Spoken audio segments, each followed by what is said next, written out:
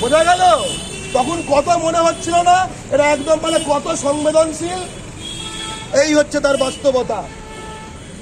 মনে পড়ে তখন বিভিন্ন পার্টি এখানে মঞ্চ খুলে ফেলেছিল। ওইখানটা আমার মনে পড়ে শুভেন্দু অধিকারী এসেছিল, বিজেপি ওখানে মঞ্চ করেছিল এই রাস্তাটার অপোজিটে। এখন তো সুরাজ ঝা কি করবে বিজেপি? এটা তো মুখ বন্ধ হয়ে যাবে তো, তাই না? অর্থাৎ আমাদের বোন রেনেসা দাস তার এই অপমৃত্যুর মাধ্যমে বাংলার বহিরাগতের দাপটে থাকা মিডিয়া, বহিরাগতের দালালি করা দলগুলি এবং জেলার বাঙালি ছেলে মেয়েদের সুরক্ষা প্রদান না করে বহিরাগত তোষণ করা যাদবপুরের ভেতরের তথাকথিত ছাত্র সংগঠনগুলি, যারা কিনা যাদবপুর বিশ্ববিদ্যালয়ের সামনে এখানে হিন্দিতে পোস্টার মেরে রেখে দিয়েছে, তাদের সকলের একসাথে মুখোশ আজকে খুলতে আজকে আমাদের এক বাঙালি বোনের মৃতদেহ লাগলো। আমরা বাংলা পক্ষ এবং বাংলা পক্ষ ছাত্র সংগঠন, বাংলা ছাত্র পক্ষ চাই না যে আমাদের বারবার এখানে জমায়েত করতে হবে।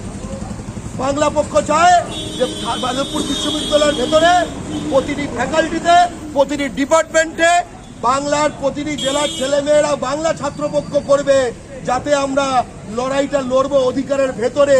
আমাদের কোনো ভাই বোনের মৃতদেহ নিয়ে আমাদের হাহাকার করতে, আমাদের যেন ব্যানার নিয়ে গেটের সামনে না দাঁড়াতে হয়। আমরাই প্রতিবাদ করছি, আমরা পুলিশের কাছে ওইটা জানাবো।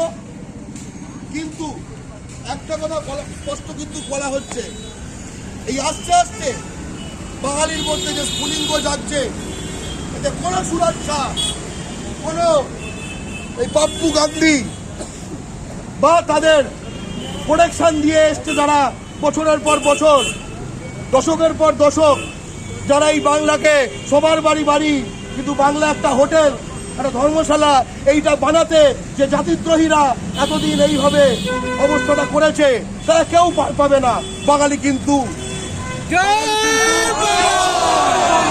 আমাদের বোন রেনেসা দাসের প্রতিটি কষ্ট, প্রতিটি দুঃখ, প্রতিটি মুহূর্ত তার যখন বলার কেউ ছিল না, প্রতিটি মুহূর্ত যখন তার উপর অত্যাচার হচ্ছিল, তার অস্ফুটে বলার কোনো জায়গা ছিল না, তার থেকে টাকা মেরে দেওয়া হয়েছে, তার উপর যে শারীরিক নির্যাতন করা হয়েছে এই দুই বহিরাগত কীট সুরজ ঝা এবং পাপ্পু গান্ধী, এর সব কিছুর কিন্তু আমাদের সকলকে শপথ করতে হবে যে এদের বাংলার মাটি থেকে উপড়ে ফেলতে হবে, যাদবপুরের মাটি থেকে উপড়ে ফেলতে হবে। জয় বাংলা।